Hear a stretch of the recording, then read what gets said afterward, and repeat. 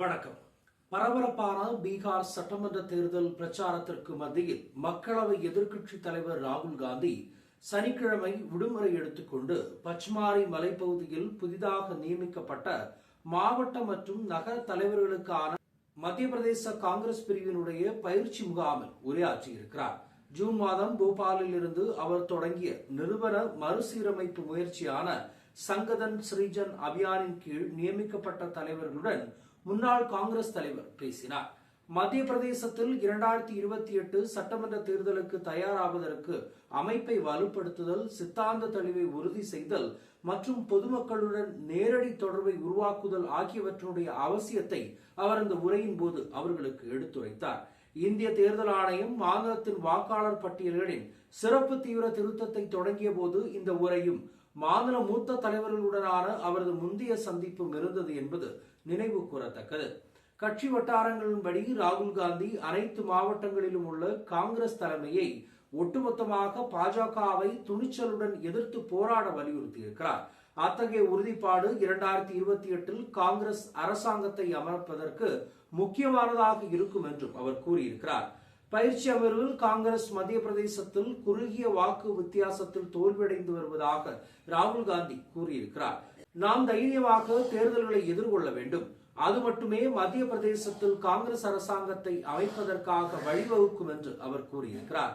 மாவட்ட மற்றும் நகர தலைவர்கள் அனைவரையும் உள்ளடக்கிய முறையில் பணியாற்றவும், அமைப்பை மிகப்பெரிய அளவில் மேம்படுத்தவும், பிரச்சனைகளை இன்னும் உறுதியாக அதை நேரிட்டு பார்த்து அதற்கு உறுதியான முடிவுகள் எடுப்பதற்காகவும், குறிப்பாக விவசாயிகளுடைய பிரச்சனைகளை நேரிட்டு கண்காணித்து அவர்களுக்கு உரிய அந்த தீர்வை வழங்க வேண்டும் என்றும் ராகுல் காந்தி அந்த உரையில் எடுத்துரைத்திருக்கிறார்.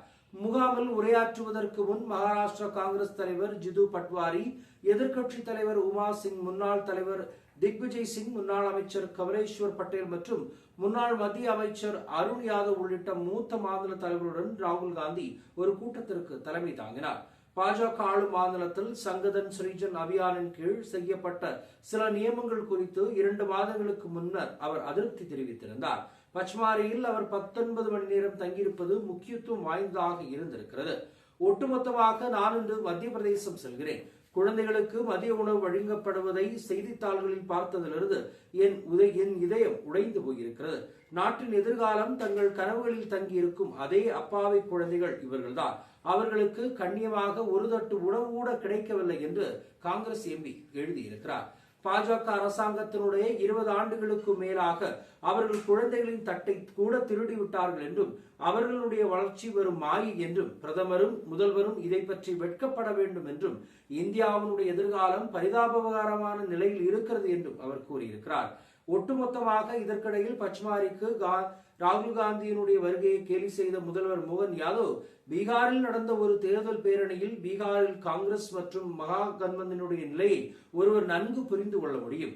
ஏனெனில் அவர்களுடைய நட்சத்திர பிரச்சாரர்களில் ஒருவரான ராகுல் காந்தி நமது மாநிலத்தினுடைய மலைகளில் ஒரு மகிழ்ச்சியான பயணத்தை மேற்கொள்ள தேர்தல் போர்க்களத்தில் இருந்து தப்பிக்க சென்றிருக்கிறார். அலங்கரிக்கப்பட்ட குதிரை அவரை திருமணத்திற்கு அழைத்துச் செல்ல தயாராக இருக்கும் போது மணமகன் ஓடிப்போவது போன்றது என்று அவர் மிகப்பெரிய அளவில் கேலி செய்திருக்கிறார். இதற்கு ராகுல் காந்தி என்ன பதிலடி கொடுக்க போகிறார் என்பதை பொறுத்திருந்து பார்ப்போம். மற்றொரு சந்திப்போம். நன்றி, வணக்கம். 3 யூடியூப் சேனல்கள் விற்பனைக்கு இருக்கிறது. தேவைப்படுபவர்கள் இந்த எண்ணுக்கு அணுகவும்.